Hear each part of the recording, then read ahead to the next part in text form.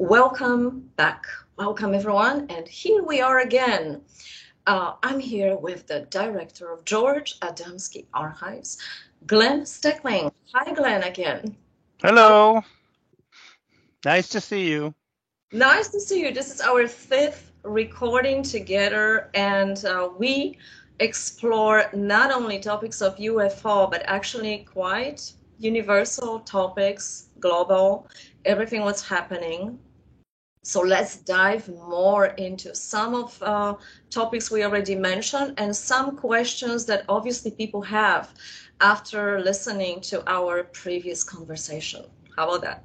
Sounds good. I see here that we have a couple of questions from previous times. And one question has to do with what I think about the abduction to the 9th planet. First of all, let us look at science versus mysticism. And this is something that we have to work most tenaciously about. Science versus mysticism, psychism, and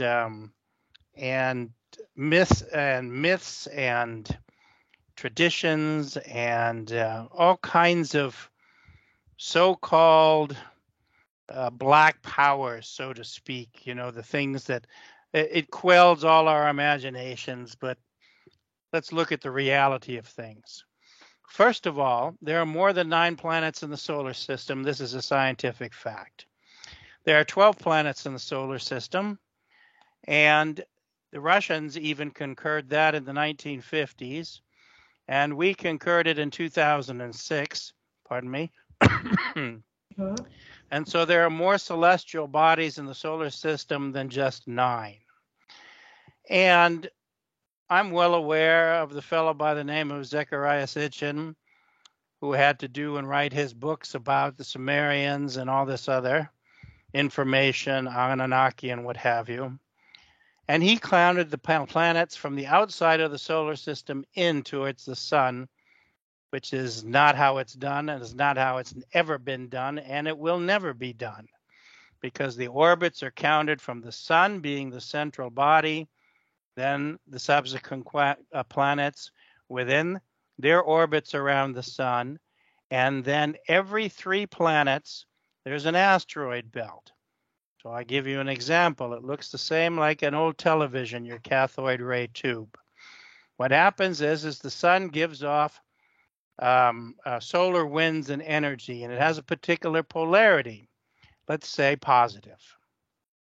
The planets themselves are negative, so it draws that radiation towards each planet.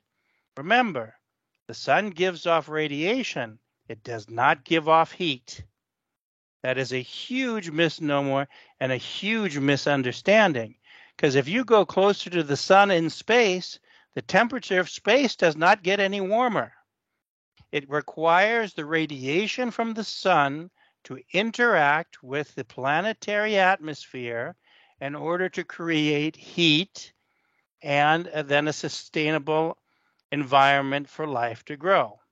So, therefore, the sun gives off radiation. It travels to the first set of 3 planets. Behind the 3rd planet, which is between us and Mars, is what's known as an asteroid belt.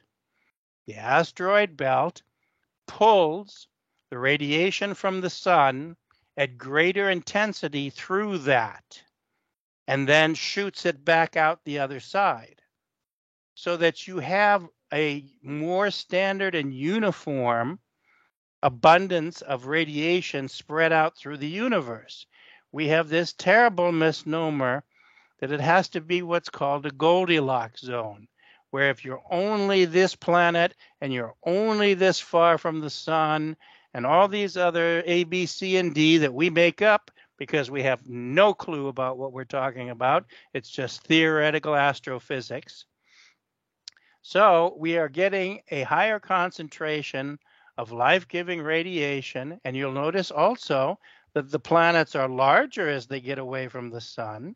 So that means it draws more energy because it's a larger magnetic field.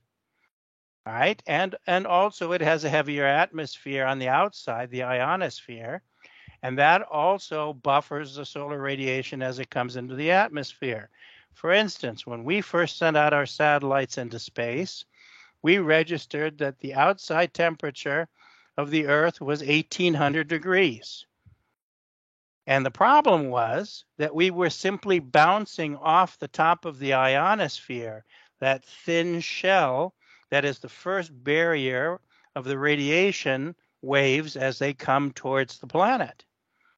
And we had to recognize how to construct our satellites and instruments and programs in order to get that done successfully. The government came to George Adamski. He says, very simple.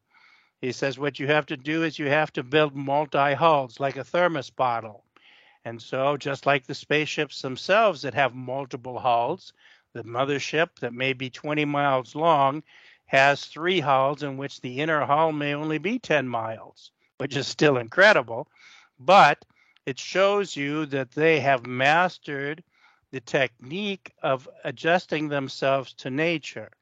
So for instance, thereby we learned how to buffer our instruments and then get a more accurate reading. The funny thing is that the instruments that we sent to Mars, we later tested in the Atacama Desert, which is down there in southern Chile. And those instruments gave off readings that there was no life on this planet.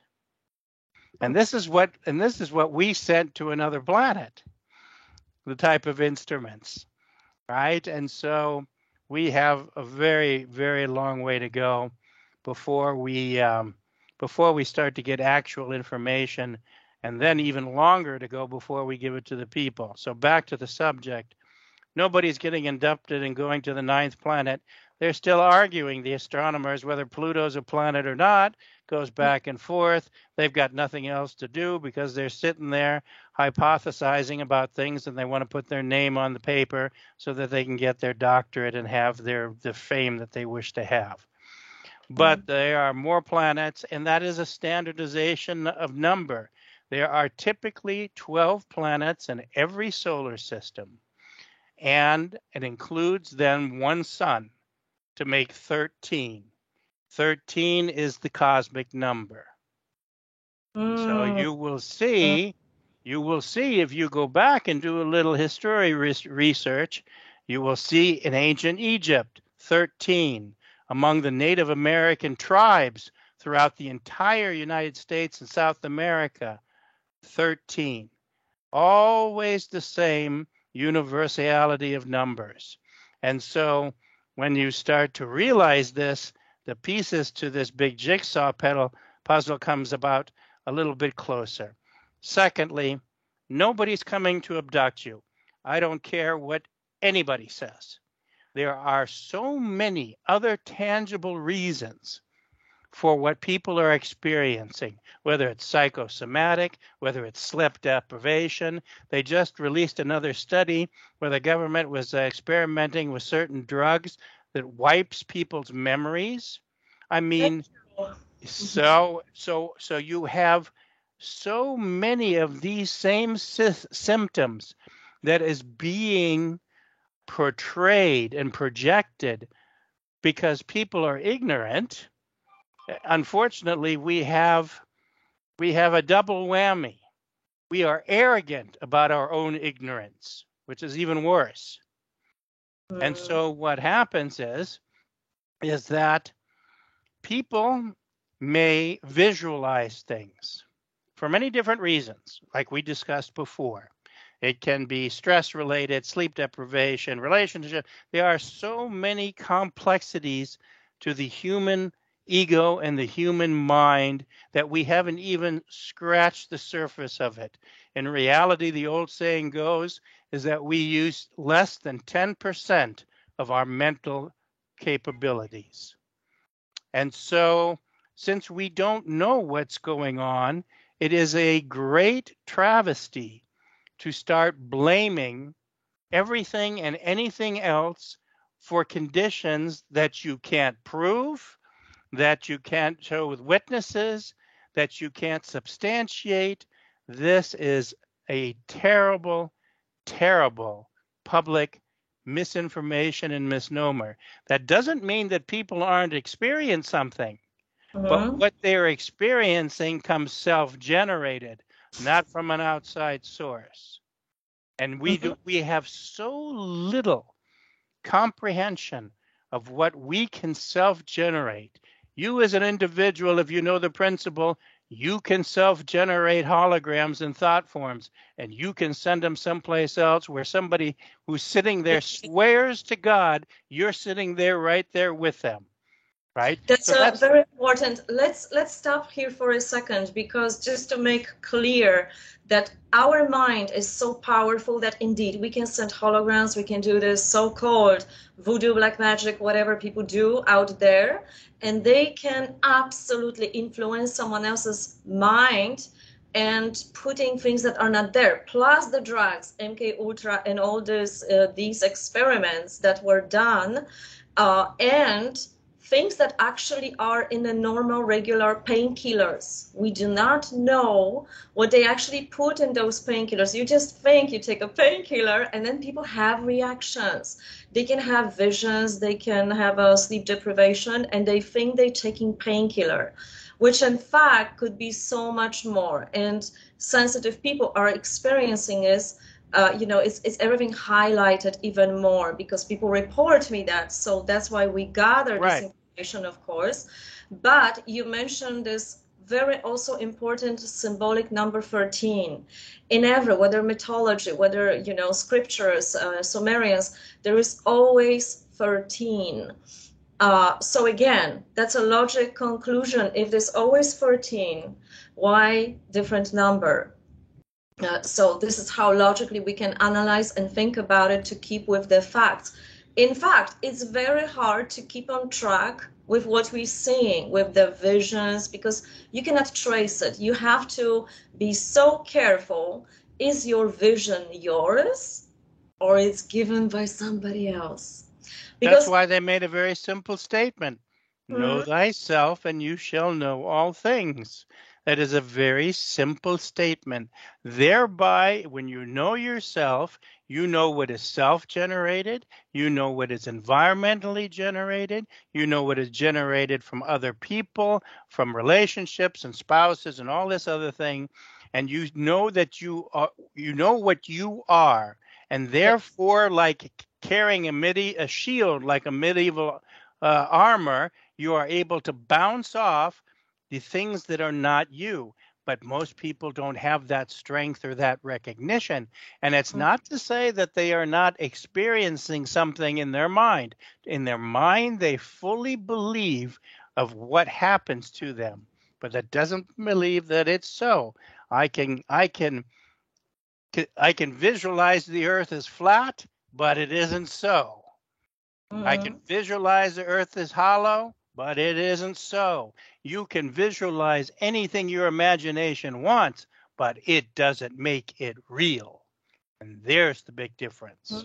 That's another thing, that you are addressing this topic from the very realistic point of view, because we do have, let's say, other dimensions. Like we experience maybe creatures, maybe it's a philosophical, something about centaurs, you know, I experience, but we have to be so careful about the density. Maybe there are other dimensions, maybe we do live in a world where, you know, 13 realities, let's say, you know, parallel worlds, so-called. There are a lot of concepts here, and I love these concepts, but I like the fact that you are differentiating between what's real, what's not real in this dimension.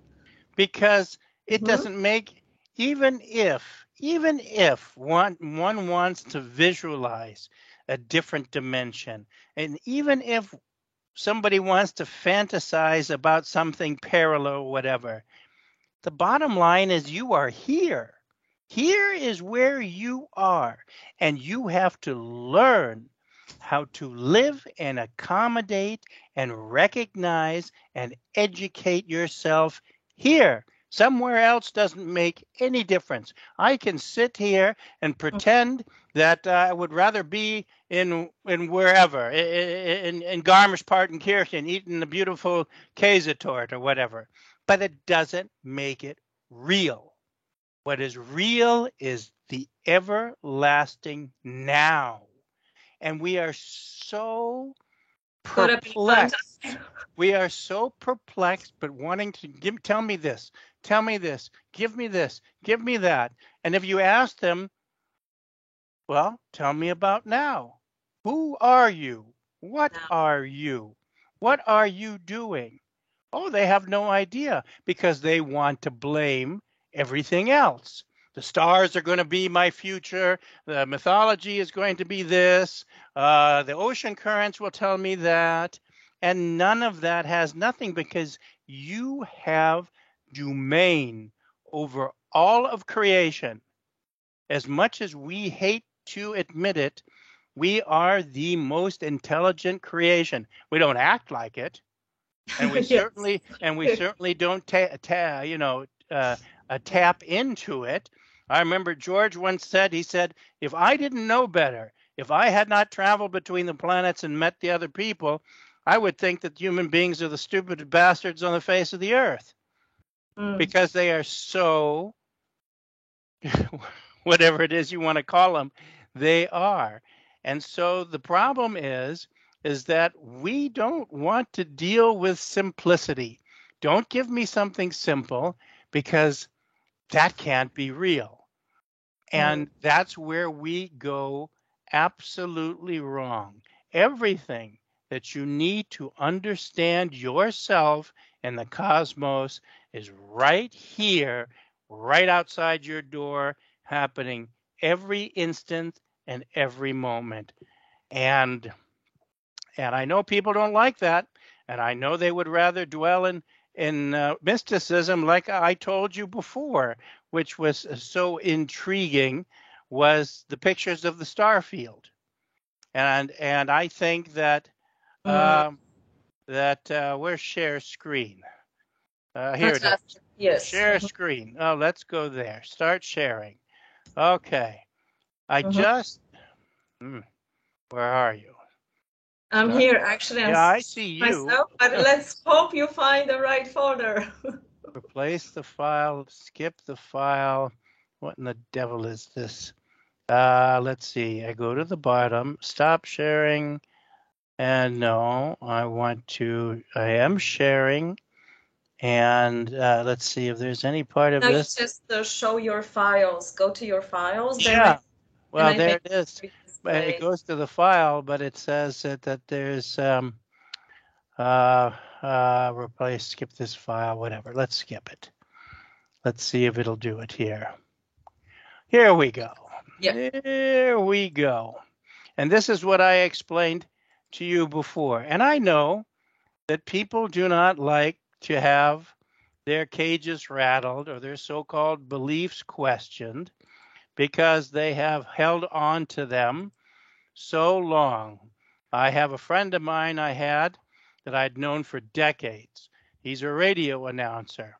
And he had met George Adamski, and he was actually taken in the car and driven out to the cornfield where the spaceship was sitting, and he watched it. He didn't go on board. And ever since then, he was a believer. But he is a devout Bible emissary. And we started to have a conversation about certain things, and he didn't like the conversation. And so all of a sudden, that's it. There goes a friendship. All right. Ouch. That's all right. Life goes on. As I said to you before, here's just a picture at night where you are looking up into the stars, and you get to see based upon the limitations of your own eyes. Right? Because there are biological limitations.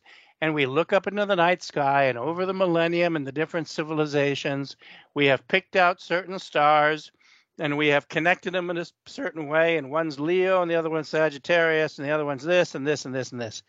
And that's based upon whoever is drawing these lines, because if you draw them a different direction, you get a completely something else.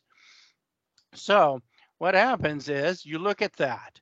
Now, you take binoculars and you look in the same sky. And the same sky now allows you to see what is all else behind there that your eye couldn't see due to the limitations of your cornea, right? So now you think, well, those stars that I originally held such significance to are now blended in with all the others, and now they are not the same anymore. And then we look at the Webb telescope, and it looks even deeper into space. Each one of these stars is a galaxy unto itself. They are probably within these 2 inches, and we've only mapped 2 square inches of space. There's probably hundreds of trillions of planets and solar systems in this entire area. So now you look at this and say, well, which one of these is going to be telling me about my life? And the answer is none of them. Because your life is based upon your actions and what you do, not of the stars or anything else for that matter. This comes from ancient mythology. This is used by ancient priesthoods and religions in order to control you. So you came with your alms and you paid them, and they looked up and they looked like this and they looked like this, and then they told you something, and then you wintered away, and hopefully you were happy with what you heard. But in reality, think about this. When you travel into space, you are surrounded in a 3-dimensional field, front, back, up and down, everywhere around you, by this kind of view and this kind of saturation of stars. If you don't know what you're doing, right? Exactly. Yes. Keep If you going. don't know what you're doing, I don't know if you can hear the dog, but if you don't know what No. you're doing, you don't know where in the world you're going. How would you pick out Earth in one of these star fields? Because the Earth may not even give off enough light to be part of this star field. Now, the big thing is we're moving through space at 17,000 miles an hour. The sun moves at a couple millions of miles per hour. And the solar system moves at millions of miles an hour again. So these stars that you're seeing now were generated millions of years ago. They're no longer in the position they were when they showed you this light, because all of space is in motion and millions of years have passed, and these stars have now moved all the way to the other side, somewhere else in a different quadrant. You're not even looking at the manifestation. You're looking at the light that has taken so long to travel to you. So how can the light then be telling you your future and what you are and who you are? It has nothing to do with that. And the space people deal with reality. They don't deal with this kind of nonsense that anything else is responsible for that. They are nothing but servants of the creative force and its magnanimity. And that's the religion that they practice, and that's how they treat each other. And so now it comes to one very simple lesson which they teach us when they came here, and the sages of old have done the same thing. Like Jesus said, no one can carry your burden but yourself. And then Buddha said there are planets in the stars where all of us can go. I mean, if you look at all the ancient sages, no matter what religion, of Hindu, Islamic, or whatever, they each have a portion that gives the people a touch of the truth. And that's what we need to grasp onto, and not just say, well, I had a bad day, so consequently, this stuff is a problem. Yeah, now look at this galaxy. Look at this galaxy. If we were to compare, and this is one of the galaxies like we're in, this is Andromeda, but then you would take one light that's down here in the bottom and say, this is where we are right now. And this is just one of those star clusters. It is literally so mind fascinating to realize the insignificance of our own little problems when it comes to the ability to learn what the cosmos offers us. And that's where we get lost. I totally understand your line of argument. Let us make sure that people who are going to listen to this also understand what you are really communicating, because some of the people, I can already hear some of my, Sure. people can already say like, oh, then what about astrology? What about mythology? What about all this? And one thing is that a lot of things can exist at the same time. There are, truths that are out there, because you also have this symbol that you carry. Whether you believe it, that it improves maybe the health, or is just a symbol, and whether someone else believes that this actually, the shape is emanating, it's an emanation of something. So it works on our psyche. It improves our health, let's say, or protection mechanism, or our centering ourselves, because it is connected to our psyche, to our soul, to our intuitive mind.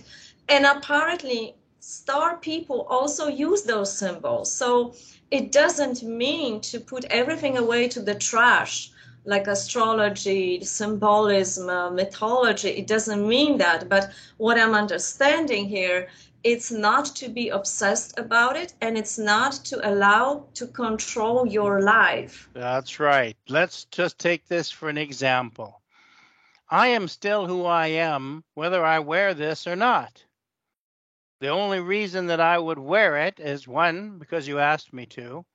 And, Thank you. and two, is because it is nothing more than a reminder of what I am trying to do and where I hope to go with my actions and my service to humanity. And that exists whether I wear the medallion or not. That doesn't make any difference. But all it does is it's a symbol of that which I wish to express, because I'm still the same person whether I take it off or whether I don't, right? And so we have to understand that, and this is what we've lost from ancient times, is the fact that in ancient times, we spoke in a symbolic language, not in an alphabetic language or in a pictograph language. Just because we saw a carving that looks like half man, half fish or whatever, that doesn't mean you got one guy running around with a flipper on. It is a symbolic nature of that. And that symbolic nature you can carry within you, right? People should, here's the crux of the matter. People should carry the principles within them, metal or no metal, because what happens is too many times we live in a society where people wear things to show their ascendancy over somebody else. Say, look, yes. I'm the head honcho, I'm the chief witch doctor, I'm this, you're just the peon, and I understand much, much more, and therefore you have to come to me in order to get anywhere because I'm of a higher vibration than you. Garbage. Absolute nonsense. Show of the privilege over someone else. I'm so glad. Let's underline this even more. And I hope this is going to be well understood, because this is again about the perception, about how people are lied to, programmed into something, and it's very hard for them to differentiate. It was hard for me too, because I was seeing things that were not there, and apparently they had impact on my life, and other people saw it. And it's not about to be, it's about not to be a slave of those things, but navigate through it. I'm not ignoring those things, because it's also not about ignoring. It's about respecting what you're seeing, differentiating, and finding your true self in it. So you're not less without the amulet, talisman you have on yourself. You are still the same, whether you wear it or not. When you would be a slave of it, then you would be enormously insecure if today you're not wearing it, and then that's what I'm seeing from people. Right. They are extremely insecure, say, oh my God, I forgot my essences, I don't have my protection today. So they already depend. Think that way. Yes. Yes, that's what I'm trying to make with you a good point, to let people know that they are not less because they didn't take their favorite amulet with them and they are lacking protection. No, this is just a cooperation, symbolic cooperation with what we have, the tool, and that's all it is. Because what happens is we like to use the word faith, but we do not understand it, and we sure as heck do not practice it. Because if you had the faith, then you would not worry. Remember, as Jesus said, look at the birds and the bees. God creates everything that they need, and look at how much more you are than them. But we do not have the faith to understand that what we need will be provided. Perfect. Right? Perfect. So these tools are not to be worshipped. These tools are only there to help us to believe in ourselves. There you go. I use them as well. I need them as well. That's what I'm thinking at a certain stages in my life, that I need, I don't know, sage. I need to sage myself because it helps my psyche to do the right thing, but I'm still the doer. But as long as you do not become the slave to it. Exactly. Because you cannot serve two masters at the same time without neglecting one or the other. And the problem is dependency suddenly becomes, well, I feel better today because I used this or that, so therefore I must have it tomorrow because I want to feel as good tomorrow, until finally next month it happens that if I'm without it, it's like a drug addiction. It's like marijuana. It's like if you're suddenly without it, then you are no longer capable of functioning without that dependency. And we have to learn to depend upon ourselves and not so much the extracurricular stuff. Is there black magic? Absolutely. And is there mythology and is there voodooism? Absolutely. But if you know yourself, you can dissipate that with a wave of a hand. It has no action on you and can do nothing. But if you see it and then you become terror struck and fear struck until your heart races and you have an embolism and fall down and dead, then it has affected you negatively when all you could have done is just waved it away. And it has no form to it. It has no energy or power greater than your own. I hope this message will be spread to the world because it's a very important one. We still talk about these things. We are not neglecting these things. They are still existing. We do influence one another, our mind. We do see things. But still, we address to come back to ourselves. And none of us probably is without falling for it. I also feel a little bit nicer when I carry my my jewelry, right, my favorite stones, because I like them. So if we have to deal also with the feeling that once we don't have them, we say, oh my God, I don't have them. So but this is the thought to work on, to not find ourselves dependent on it 100%. So every now and then we need to practice relying on ourselves, not just the tools. They are just the tools to help us. They're simple. They are simply representations. If I go out the house and forget my watch or whatever, I go and do what I'm going to do. I'm not panic struck about, oh, I don't have this, I don't have that, or I forgot to put this on or that on. No big deal, because those things aren't me. I'm a me. And so therefore I can go and do what I'm going to do, and I don't feel any negative input at all from it. But once again, you have to learn who and what you are. And going back to the ninth planet thing, there are, like I said before, 12 planets in the solar system. They were originally called X, Y, and Z when they were discovered in the 50s. I think one of them is called Clarion now, and then there's another name. But these are all before the very last barrier of the outside of the solar system. And so, I mean, we really have so much to learn, so much basics to learn, that why would we waste one iota of 1 nanosecond to dwell in that which has no tangible value? As you said before, I want to know the truth. I want to experience the truth. I want to understand why this happens, because the only way I can go to the next step is to understand the step in between. You cannot just leapfrog across it. And so you have to stay in the university grade that you're in until you can graduate to the next step class and move yourself forward. And that is called discipline of the mind.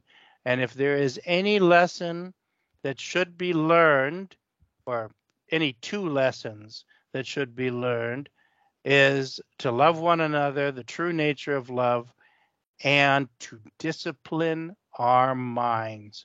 Because if we do not discipline our minds, it runs crazy.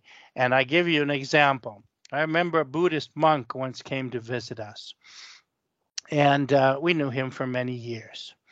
And he once sat there on the couch in the living room, and he says, well, there are many paths to the truth. So my mother looked at him and smiled, and she said, is not the best path directly in a straight line from one point to the next? Is it not the problem that if you go on to tangents, that you get lost on that tangent and then go on another tangent and another tangent until you no longer can see that end value that you were supposed to get to? And the problem is with people here in this world is we do not stay on the path, because and because we don't stay on the path, then we've got borscht. I mean, it's that's why everything's zing-zanging all over the place. Yeah, because we don't have a core. You're right about it. We don't have a core within ourselves enough, and we are pulled by other minds, religions, organizations, and anybody. I had so many people reporting me through those 2 years that they thought they will join the organization, spiritual centers, whatever is out there. And they come out broken, reprogrammed, brainwashed, because it wasn't what they hoped for. They were asking somebody else to show them where they're going. And obviously other minds are not interested in getting you to your goal, because they have their own agenda. There's no shortcut. And that's the problem. People want a shortcut. They want you to take them in hand. That's all the East Indian philosophies, the guru. Take me in hand and just take my things away from me so I'm not tempted, and I'll walk behind you with the shaved head and begging for alms and eating a little bit of rice here and there. But they are asking for someone to lead them to their final destination, and they don't realize that the only one is you, because you have to have the recognition. Why? Mm-hmm. Why? Without, no, it's perfect. Without the recognition, you can get nowhere. Like Jesus said to his disciples, who do you say that I am? And so Peter answered. And he got the answer right, because he got the answer through his inside connection to his own teacher, and not from what the other people said. Entirely Yeah. different thing. It's actually fantastic. I have another great example, metaphor also, because it's everything we touch in life. You know, I'm a dancer, for example. And in a dancer, a woman follows the partner, follows the man. Mm-hmm. But in fact, I don't know if my partner is going to be good or not good, or is going to keep the steps and the rhythm or not. So in fact, I'm following the rhythm and music and myself first. Mm-hmm. If I see the partner is good, I follow him. If not, I block him. Because if I allow him to throw me off my balance, I will fall, not him, right? Yeah. That's a perfect one. That's absolutely good. That's a good analogy. That's right. You know, and we go so far in order to so-called find a teacher. I mean, there was such an exodus of people to the Far East at one time. All the Hollywood people ran there because of, you know, the so-called spirituality and these sort of things. And they found out they didn't get it much further than they were already, because you cannot run either to yourself or away from yourself. You are always with yourself. And so, you know what? Yeah, okay, sorry. Yeah, these are things that our space friends live by, and they have gotten over the confusion factor, you know, and all while there are still some worlds where they practice, you know, I hate to use the word black magic, but in a way that is what it is. They use the negative side of the principles, and so they feel like they acquire a great deal of power. But I give you an example that was best shown to me. I was once told, said, put a coin in your hand, close your hand, and squeeze it as hard as you can. Mm-hmm. And do it for as long as you can. And then obviously after a certain period of time, you can't maintain that anymore. You got to open your fingers and you got to relax the muscle, and the coin falls out. And so the lesson was it not easier just to let the coin rest in your hand rather than to exert all this mental and physical pressure and power in order to maintain something that you can't maintain to begin with?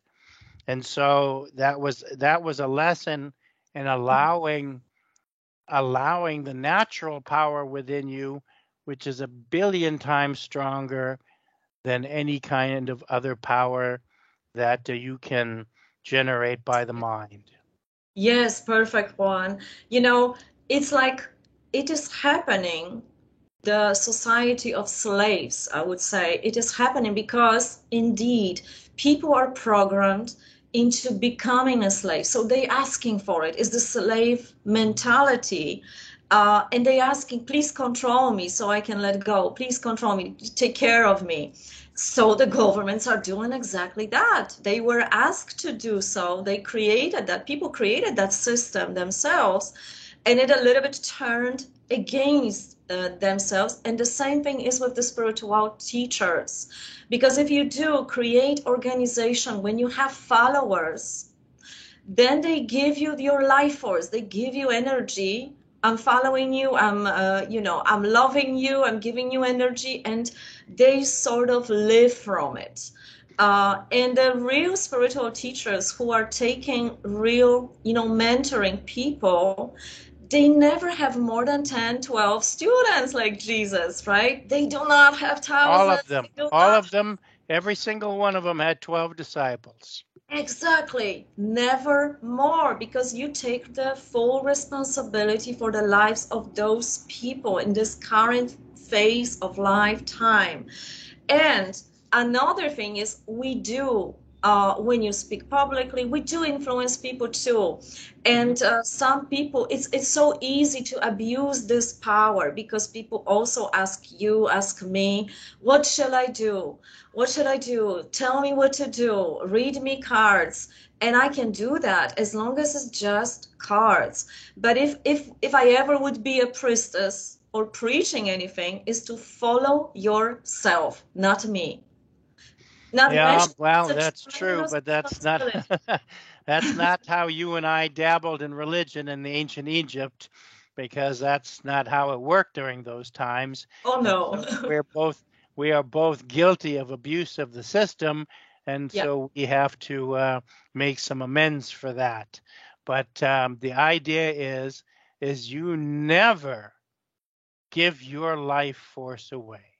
Never. And To anyone. nobody Yes. and nobody who is real would ever ask for it. Thank Be- you. Right? I hope it's going to help many, many people right now, the words that we are speaking out loud here, to differentiate. You have no idea how many people paid enormous amounts of money to Hmm. so-called leaders, and they became only slaves. Not only paying the money because, just, money are the least important here. They gave away their life to those organizations, to follow those systems, people, and then they landed with nothing. Because life is given to you by God, by the creative force. No one else can give it to you, and no one else can take it away. And anyone who proclaims that they can do that is a charlatan to begin with. Okay, I think it's clear enough. Yeah. Let me Let's show go you on. let me show you a Yes. couple more things to look at while we're here, right, which I find fascinating. First of all, here's a picture of Neptune, how absolutely beautiful Neptune is, and all these planets have rings around it, like Saturn. George Adamski went into space, and he said to the people, 99% of all your planets have rings around it, like you do Saturn. And they laughed at him, and sure enough, there it is. For you flat Earth people, here's the Earth coming over the top of the moon. And as you can see it, as the Earth comes up, or what you call Earthrise, you can see that the color of the atmosphere below it starts to reflect the shine of the Earth. So it shows you two things. It shows you not only the Earth, but it shows you that the lunar atmosphere is quite active there. And let's see what else we got. We have got a picture of the astronaut with the halo around them. And the astronauts describe that after traveling in space on the high speeds, that the particles that surround them become what is called supercharged. And it almost becomes like a light magnetic field, like a halo that is around them. And Like they an experiment. aura. That's right. And they experienced that on the moon. And the funny thing is that some UFO witnesses have said the same thing, especially if you look in Roberto Panotti's book about the contacts in Italy, that some of the space people came out in their suits and they would glow lightly, the same sort of manifestation. Of course, the Earth's from space. I mean, if that isn't round, then somebody needs glasses. And here's Mars. Mars is interesting too. Look at the polar ice cap, and it has it on both sides. But here's the better one yet. The better one yet is this one. Look how far that snow extends on Mars. Now, if you've got snow to this degree, which means water, and you've Mm. got light atmosphere, which they already admit to, and they have salt water. In 1963, George wrote in his book that there is salt water on Mars.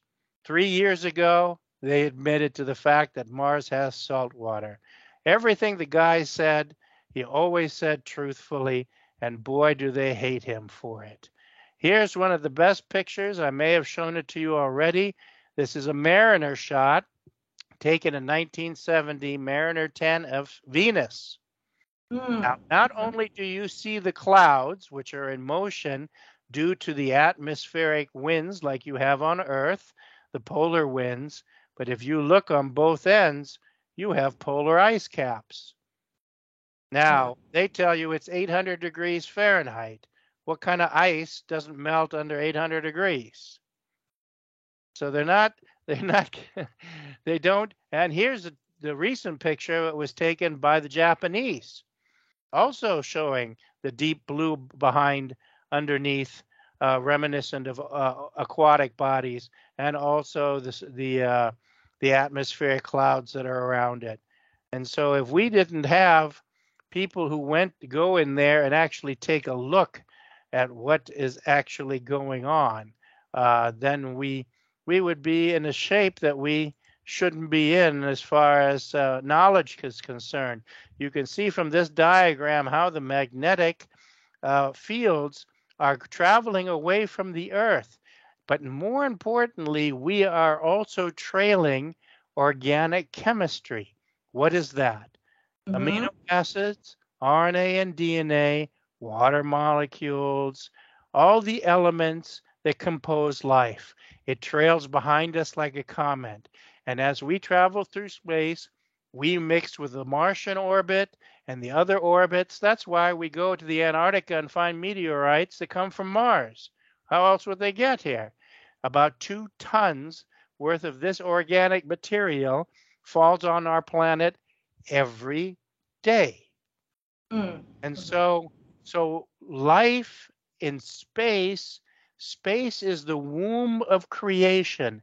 That is where life is propagated and finally compounded and comes to fruition until finally it gets to a point where the rest of life and the rest of beings can then come and inhabit that world. And let me go back, sorry, to that moment of the meteors falling down on Earth, because this actually is a wonderful proof for anyone who claims that there is a net around the world and around the Earth, that nothing comes in, nothing comes out. And when I was writing my fantasy story, I saw something like that in a certain period of time. They call that the Van Allen radiation belts. Yeah. And somebody asked me that too. Like that. First of all, the Van Allen radiation belts are what? When you ask people questions about what they say, I did this. I was in a lecture. I said, tell me, what is the Van Allen radiation belt? And the guy goes, he doesn't know. I said, well, let me make life simple for you. It's a conglomeration of charged particles. Charged particles are surrounding you everywhere, every day, every place. You have 1,500 lines of magnetic force per square inch that surrounds you, you and I sitting right here where we are right now. The Van Allen radiation belt has absolutely nothing to do with keeping something locked into orbit. And as we can see, we watch the spacecraft go by a telescope out into space. And this is an excellent, comes from the Science Times. It says here that the current theory suggests that some 4 billion years ago, huge amounts of elements essential to life and perhaps also more complex organic molecules as amino acids were showered onto the Earth and other planets by comets, meteorites, and interstellar dust. Remember, water is the most common element in space. You are literally surrounded in water like an ocean. It says organic synthesis is going on everywhere in the atmosphere of the planets, on the surface of Pluto, and between the stars. The universe is full of organic chemistry. And so, once again, reality, facts, these are the things that should be our greatest concern. Now, just to make it clear, I'm not saying that what people are seeing, because I also, portrayed it in my book, like I saw this Earth on quarantine. I had also vision like that. So I'm not saying that people seeing they have bad visions or whatever. The thing is that because you talk about particles, what we're seeing in the visions, we interpret, and then it's already obscured by our perception or interpretation. So we see something, but then is it possible, for example, that what I saw and many other people saw, the Earth on quarantine or something, they called it, because Earth on quarantine is an interpretation, what you see. But what is, for example, in my book, is that the character was going with the spaceship and it was like bounced out of the Earth. So is it possible that temporarily something happened that due to electromagnetic field, maybe that something could be potentially, could that be a fact in a cosmic space? Because I am not, you know, I didn't study that. That was just a vision. But is it possible? So let me ask you a question. Does nature, and let us look at what nature means. Nature is the universal manifestation of creation. Does nature discriminate? No, not at all. Okay, it does not. It does not discriminate whatsoever. And George told a cute little story about this in one of his tapes, that he says, can you imagine, I'm living in this village and the people don't like what I say, and so they tell me, George, you've got to leave, we banish you to the woods. And he goes into the woods, and there sits the berry tree, and the berries, they say to him, come and eat of me. I have all the food here you could possibly want. It does not discriminate based upon what man had described him to be. So he goes to the brook to drink, and the river in the brook says, come, drink of me, nourish yourself, because it does not discriminate upon what people in the minds think. And so after a few years, George comes out of the woods, and the people are looking at him incredulously because he looks fit and happy and full and not malnourished. And that is because nature does not discriminate. And doesn't punish you. Only people can punish. That's right. There is no such thing as revenge. That is man-made. There is no such thing as jealousy. That is man-made. There is no such thing as sin and punishment. Now, what that little saying in the Bible that the church people hate so much, that every man must carry his own burden, is telling you that somebody else cannot take the responsibilities of your actions away from you. You caused them, you fix them. That's how nature works. And so now nature is not going to say, well, Joanna, you've been a louse, and we're not going to let you in here because we think you're not good enough, so come back some other time. Nature does not work that way. Nature will never work that way. And so, and when you understand how inclusive nature is, it is open to everybody and everything. And there is no discrimination. Doesn't exist. So, is it possible to explain not only my vision, but many other people, in a sense of magnets, you know, because some magnet, the plus and minuses, they react. It's a natural thing. It's not about discrimination. It's just science. That, you know, magnet are, you know, the plus and plus, they are going away, right, from each other, and plus and minus, they're coming together. So, you know, in the visions, if we do not have a science behind it, we interpret crazy things. That's exactly right. That's exactly what we do. And you just hit it on a nutshell. All of creation, I don't care whether it's here, on the moon, the other side of the cosmos, all of it is based on magnetism, the attraction of positive to negative. There is no attraction and no combination that works positive to positive or negative to negative. These are precepts that we ourselves have created and then made excuses for in order to get what we want. And we will find that the people that do that are never happy, they're never satisfied, they're never emotionally stable, and all of that combined, because all of creation around you is going about its fulfillment and business. Why would you not partake of that? Why would I want to exert energy? Like I said to a scientist, I said, you know that the propulsion system for these spaceships is pro-gravity, not anti-gravity. These terms like anti-gravity and anti-this and anti-that, this is coming from your science fi and your imaginary, and I'll tell you why. Because the planet produces so much power. It's like a giant Van de Graaff if you look here. It is a giant Van de Graaff, and it produces hundreds of trillions of power, so much that one lightning bolt off a thunderstorm could power a city for the entire month if we knew how to harness it.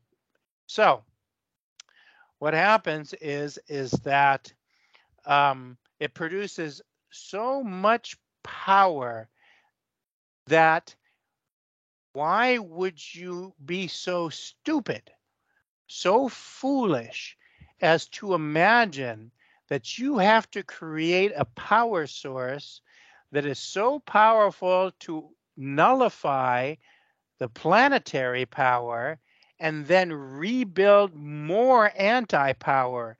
You would be doing 3 times the amount, when if you just merged with pro-gravity and the forces of nature, you got everything you need. And we go against everything. And that's why we get so little traction, so little distance in our science. And of course, science would say, well, we need to have an open mind, and we need to experiment, we need to do this, we need to do that. So be it. But you don't need to experiment of splitting an atom where you can create nothing but a hydrogen bomb that will blow everything to pieces and destroy everything. That is not experimentation. That is sheer insanity. Mm-hmm. Yeah, I cannot agree more with that part.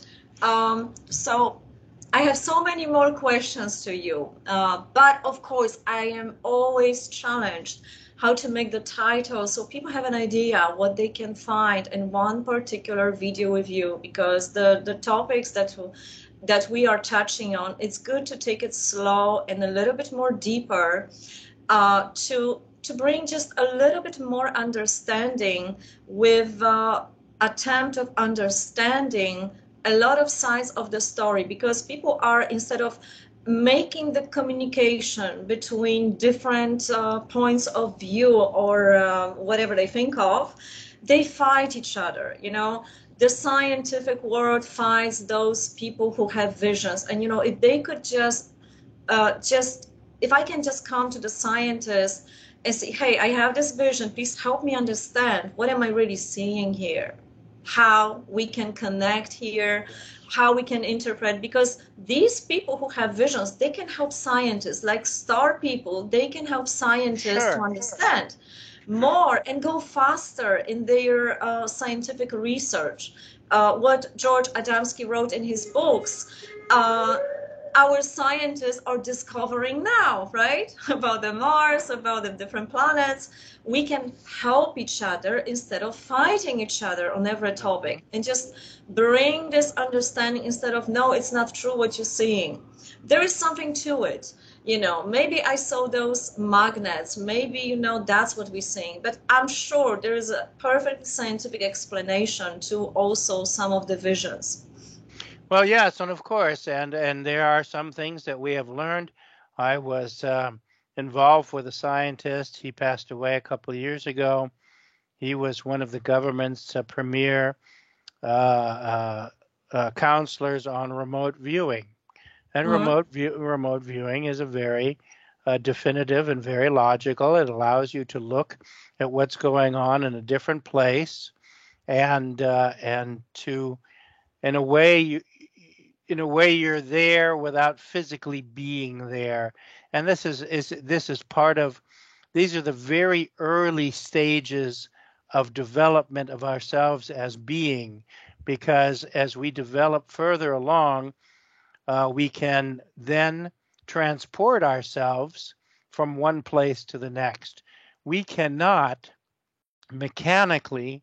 You talk about teleportation? Teleportation, yes. Ah, teleportation, we can mechanically teleport innate objects, rocks, tables, chairs, tanks, these kind of things.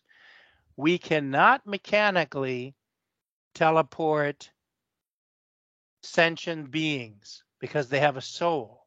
We are more than just the combination of molecules. We are also inhabited by the soul. And I give you an example. In the 1940, I believe 41, there was the Philadelphia experiment. And the Philadelphia experiment was using an old destroyer by the name of USS Eldridge, in which they were experimenting to teleport it, because we thought, well, if we could teleport our battle equipment into the middle of the battlefield versus having to go there, this would give us a huge supremacy and strategic benefit versus our enemies. And what they found out is that by teleporting the ship arrived where they sent it, but the bodies of the people were ingrained into the middle of the ship, into the bulkheads, into the wheel houses. They were literally grotesquely dead. Yeah. They were dead and grotesquely disformed because you cannot mechanically teleport a human being. You can teleport yourself if you know the principle, but you cannot do it mechanically. It's not Star Trek. So for instance, quickly, there are those who have the technology of teleportation, and they do it collectively as a group. So let's say, for instance, they build themselves a ship and they crew it with 100 people, and each one of these 100 people has gone through rigorous testing and screening as to the ability to themselves use teleportation. These people then crew this ship, and they can transport themselves to the other side of the galaxy instantaneously. But if you are sitting on that same ship and you don't know that principle, you're ending up floating in space dead. So it requires a uniform state of development. And it takes quite a while to attain that point. But it also allows you to be two places at the same time as well. Father Pio could do that, they say. Well, yeah. They say so. Yeah, they say so. That's fantastic that you mentioned that whole another topic. I have no idea how I'm going to incorporate that in the title. But nobody said I was going to make it easy on you. Exactly. So we have fantastic journey to get together here. But that's a topic I want to definitely dive more into, teleportation, because we do have some people, it happened to them spontaneously. They started to meditate and they teleport their astral, let's say, bodies, like part of their bodies, and someone else saw them on the street in another country and they say, oh no, I was just meditating. So this relocating part of our different subtle bodies is already a fact. But to fully do that, that's a technology that I'm not sure how many of us can achieve right now. And remember that there are stages to the acquisition of this learning. So just because you can sit somewhere and meditate and project yourself somewhere, that means that you are projecting a hologram of yourself. You are not physically projecting yourself. There's an entire difference between projection and teleportation. They're entirely two different things. Exactly. So I think it's good that people know if they project their hologram, which is happening, some people reported that, and they have proofs of other witnesses of doing that, and the full teleportation. But before we finish this part, I have to ask you, how can your alien friends help us with our health? So many people suffer from the pain, from the, everything is like, some people say the earth is sick, so we also suffer because the earth is also reflection. We are one organism. How can we help, or can your alien people help us with our health on so many levels? First of all, the planet, the Earth itself, is much more grandiose and much more powerful than any individual or group of individuals. So let's get that straight. We may take little mosquito bites out of it, but in reality, the Earth is much more omnipotent than we are. Secondly, they do not interfere with natural law, which means, let's say, which is unfortunate in this case. Well, no, it's not unfortunate in this case because they are true to their mandate, and they just don't sell out simply because of somebody they like or love or what have you. So they do not personalize the principle. We here on this planet personalize everything. God's got to be an old man sitting up on a throne, and he's going to listen to everything we say, and all of this other kind of nonsense. And my question was to these people was, well, when Oma passed away, she was 90 and she didn't look too good.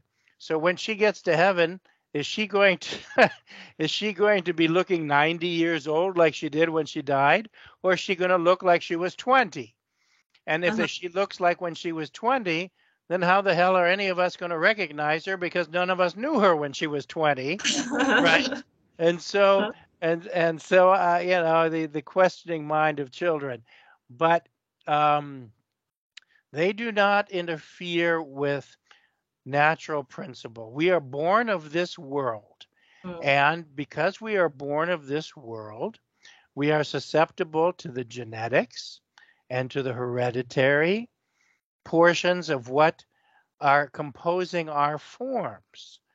And so sometimes it's better than others, but they are not going in there and manipulating nature, because they realize that nature is infinite and omnipotent, and thereby they know that it will eventually take care of itself. Yes, they do have some machinery in which you can lay on kind of like on a bed, and then you have an electromagnetic pulse. It looks very much like a CAT scanner that you get at the hospital, and it goes across your body, and consequently it helps with cellular regeneration.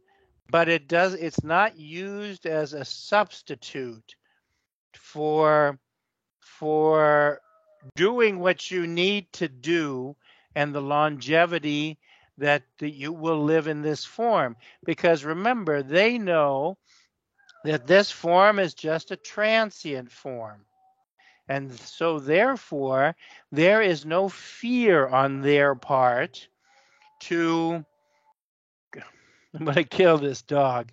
Don't do that. There's no fear.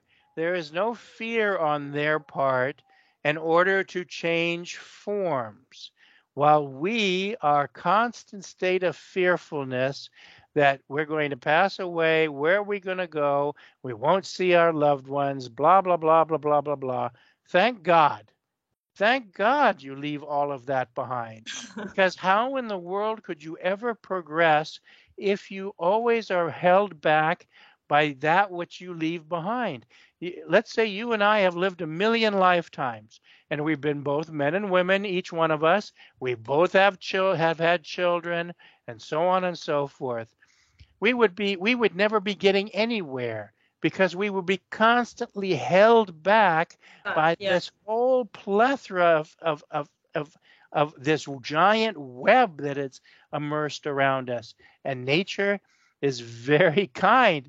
That is the law of kindness sees to it that you can remember some of the things that are important, and you can remember associations with those that you have interacted. Not everybody, because I mean, I've met thousands of people in my lifetime here, and hell, I can't remember a quarter of them. But the idea is that the specific ones, that does make a difference, and so they don't fear death. For them, it's like moving into a new apartment. And they do so with the greatest amount of intelligence, right? Mm-hmm. And so, I could have said, all right, my father, he had rheumatic fever during the war, which affected his heart valve. Nobody knew it until the year before his death, when he had to have a heart surgery. And you can say to yourself, well, with all the work that he did and everything he stood for, why wasn't he getting help? And the answer from their perspective is he did all this work, he learned what he needed to learn, and now he is free to move on. So it's more like a release from this. That's right.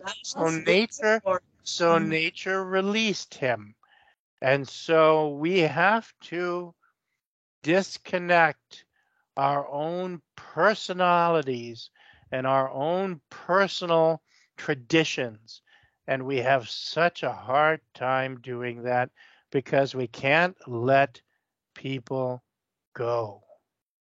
Yeah, well, we want to sustain our nice apartments. We got used to it. Well, the problem is that the mourners of the person who passed are not mourning the person who passed.